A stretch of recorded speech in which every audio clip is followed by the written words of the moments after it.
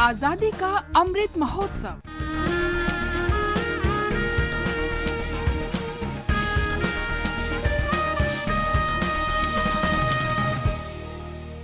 आजादी का सफर आकाशवाणी के संग। भारत का स्वाधीनता संघर्ष आधुनिक विश्व के महानतम संघर्षों में से एक है। आकाशवाणी से हम आपके लिए रोजाना ला रहे हैं इस संघर्ष की झलक। भारत आमार भारतवर्ष स्वदेश आमार स्वप्न गो তোমাতে আমরা লোভিয়া জন্ম ধন্য হয়েছি ধন্য গো। आज हम याद कर रहे हैं स्वतंत्रता सेनानी और जाने माने नेता ज्योति बसु को। 17 जनवरी 2010 को उनकी मृत्यु हुई थी।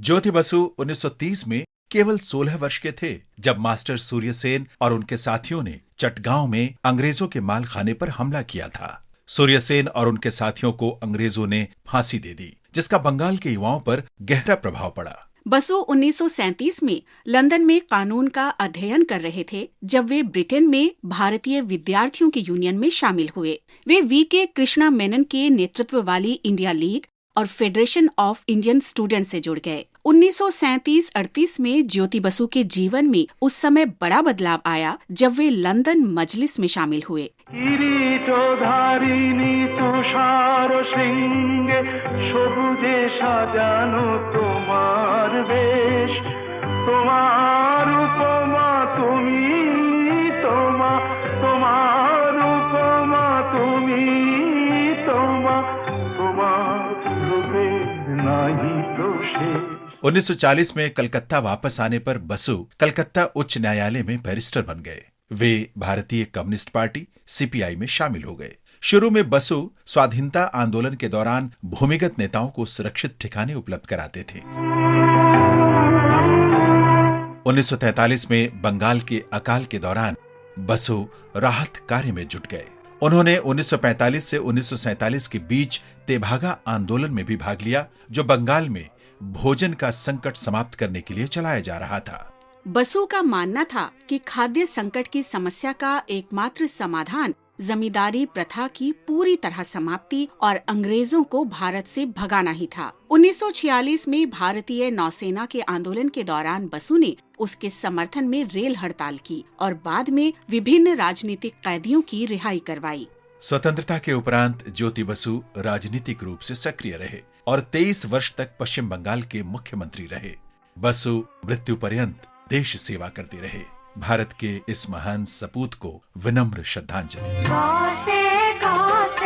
पाती दिले फूला रे खाराई, राम राम फूला रे खाराई। 17 जनवरी असमिया संस्कृति के प्रमुख स्तंभ ज्योति प्रसाद अग्रवाला की पुण्यतिथि भी है। उनका जन्म 1903 में असम के तामुलबाड़ी में किरणमोई और परमानंद अग्रवाला के घर हुआ था। ज्योति प्रसाद के माता पिता असम के लोगों में राष्ट्रवाद की भावना का प्रचार प्रसार करने में संलग्न थे, जो 1905 में बंगाल के विभाजन के बाद परवान चढ़ रही थी। बचपन से ही ज्योति प्रसाद राष्ट्रवादी विचारों के सानिध्य में रहे और इसका उनके जीवन पर गहरा प्रभाव पड़ा। स्कूली शिक्षा के दौरान वे स्वतंत्रता आंदोलन में शामिल हो गए। नागरिक अवज्ञा आंदोलन के दौरान उन्हें 15 महीने की जेल हुई। वे 1942 में भारत छोड़ो आंदोलन के ऐसे प्रमुख नेताओं में शामिल थे जिन्होंने भूमिगत रहकर आंदोलन चलाया। ज्योति प्रसाद के कार्य स्वतंत्रता संघर्ष के दौर के ज्वलंत उदाहरण हैं। उनके नाटक लोभिता में 1942 के भारत छोड़ो आंदोलन की पृष्ठभूमि में समाज की जीवंत छवि प्रस्तुत की गई है। इसमें आम आदमी की साम्राज्यवाद विरोधी आवाज, स्वराज के लिए संघर्ष और सरकार चलाने की आकांक्षा प्रकट की गई है। उनके नाटक महिलाओं की भी आवाज थे। संभवतः उनके माध्यम से वे महिलाओं और तात्कालिक सामाजिक प्रथाओं के बारे में अपने विचार प्रकट करते थे।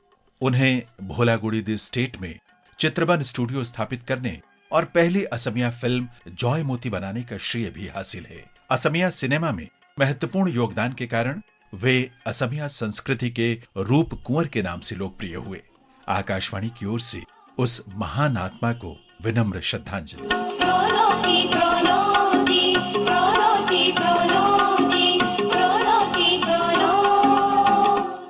इसके साथ ही आजादी का सफर आकाशवाणी के संग श्रृंखला की ये कड़ी संपन्न होती है। कल फिर मिलेंगे नई कड़ी के साथ।